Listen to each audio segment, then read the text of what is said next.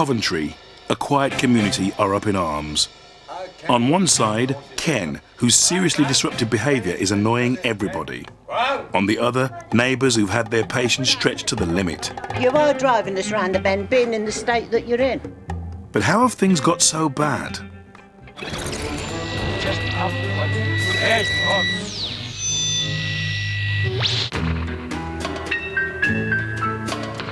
Ken's lived in his house all his life, but when his mum had to move out, his life dramatically changed. This used to be my mum's house. My mother went into my home and I started drinking something that's just spiralled out of control, really. Not wanting to upset his relatives, he's asked for his face to be obscured. Ken's neighbour, Della, is in her 80s. She's known Ken since he was a boy, but his drinking has got so bad she's had to ask for help. I was getting to the end of my day. I was being woke up in the night and my nerves were seemed to, wondering what's going to happen next. Neighbour Gerald has also lost patience with Ken. Last Wednesday, he was tapping my window. Tap, tap. That one and this one. Right, you! Right, you little right, you! Ken gets drunk for days at a time, and he often can't remember what he's done. And he came outside there and he got his arms spread out my front bedroom window. That's how he was. That's how drunk he was. Right, you! Little fat pig! He's threatened me with violence because I'm always phoning the police. That's the reason why, and I tell him so. Bang you, straight in the I'll say, "Hey, man!" Things have got so bad that Tony Marsella, a tenancy enforcement officer for Whitefriars Housing, has been called in to help. You've got a right to live in your property in peace and quiet. Has he been on the drink again this morning, do you reckon, or is it... I haven't seen him go out, All right, OK, I'll give him... But he was screaming for his mother, and the woman coming over there, she came over and... She came over with a baseball bat. Did she? Oh, yeah. Oh, yeah. That's not too good. Tony's been working with Ken for 8 months, trying to help him curb his drinking and behave. Hi. See you around the back. But Tony knows without accepting further help, Ken's now seriously at risk of losing his home. What we want to do is give you one more go here. Yeah. Yeah. Try and get you some redecking and stuff done. Clean it out. Get it to a livable state again. Better than this. It did. My mum used to live here, and there was a time when it was not like it is now. Because you can see parts of it are normal, aren't they? You really have got to engage because this really is your last chance. There's no more last chances. This is cut or bust. He's totally aware of what he's doing when he's sober, but he doesn't remember what he does. He knows what the ramifications are if he doesn't engage now. He knows that if he doesn't, he will have no option but to remove him legally from the property. All right. Okay. Don't forget to see the doctor this afternoon. Yeah. All right. See you later. Will Tony manage to get Ken to behave? In Coventry, Ken's had his ultimatum: behave or be evicted. Yeah! Hey, man! But his gyro's arrived, and that means money for drink. Oh, Kenny's been a naughty little boy. Hey, man! Kenny's been done it again. Wow! Hey, Mrs. Ernie talking. Mrs. Ernie, I think we've really been down all night. Am I allowed to talk? Yes, you're allowed to don't talk. shout. We've had enough of you. We've only back. You've had enough. I'll say, well, there you go. Hey, man. Do you know, man? I'll say, hey, man. Right. We cannot stand this any longer than you keep shouting. Am I driving you around the bend? Yes, you are. You are driving us round the bend, being in the state that you're in. Have you seen my mum? Yeah. Tony? Yeah. Oh, what are you doing? Hey? Come and get you in the house. Come on. Ready? Tony's disappointed Ken's ignored his final warning. Up you get. Come on. It's time for some serious help. We've got one more route, so where we can't get the support to him, I think we're now in the stage of bringing Ken to the support.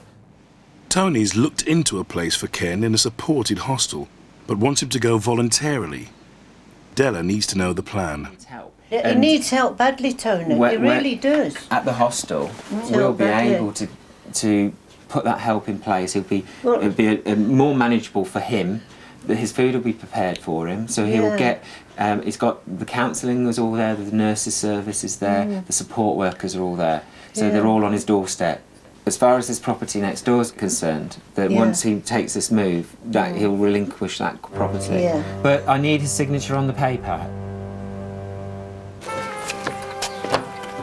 Morning, Ken. How are you? You all right?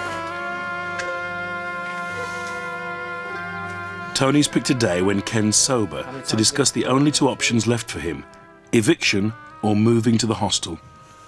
I have to resolve the situation within the street. And if you won't help yourself or help us help you, then I've got to take action against you.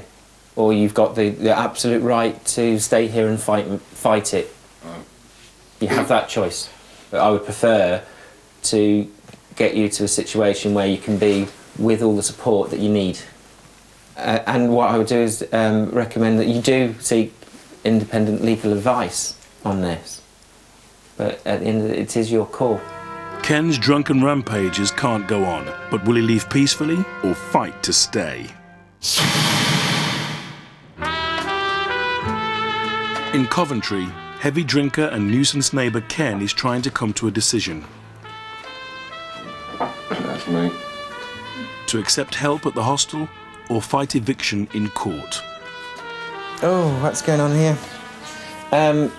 Do you understand what's happening? Yeah? If I stay here, things will just continue the way they are. But it's your choice if you go or not. Yeah. Once you sign the document and you give me your back door key, that's it. It's done. I'd rather move as soon as I can, to be honest. I would. Yeah? Okay. There's the first one. Are you all right with that? And then I'll sign it at the bottom. What date is it today? 29th. 29th. Ken's agreeing to go, but his neighbours are worried that he won't leave the house he's lived in all his life. He's supposed to have gone into a place some time back. He did go for a while, yeah. But he only stopped off. He only stopped about an hour and he came out again. This is what I was going to try to say to you. Is he going in there and then he's going to walk out? Well, or put it is this he way. going... Because if he walks out... He won't be walking back here. Right. Let's try and sort out what you need and what you don't. Is that your mini-disc player? No. There's nothing in it? It's empty. It's like my head. Ken has at last recognised he needs help, and Tony's helping him sort out his life's possessions. You need this one. This is about a court fine. Is it? Yeah. 1957 to 1958. Yeah, at the rebrief. Your school report. Yeah. Ken is beginning to work nicely, but he is still very babyish in his general ways. behaviour. Yeah. Is that it? You sure?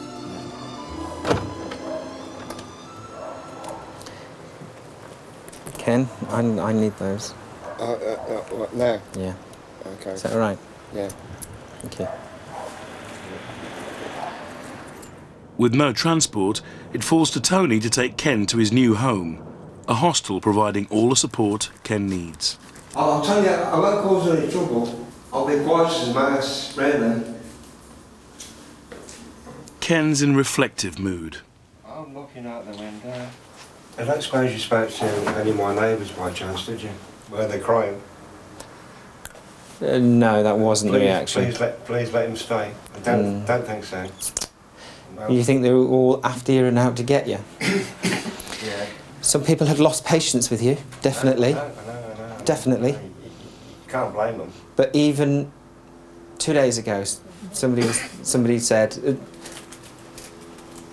I wish I hadn't come to this, but we just can't put up with it anymore. For Tony, it's the end of a difficult 8-month journey. with the people I deal with, actually fall into a category that is easy to put a label on. In fact, often the people who fall out of every category and they end up with social housing trying to sort out the problem. When we do have an effect, we do make somebody's life that little bit better, then yeah, it's a job well done.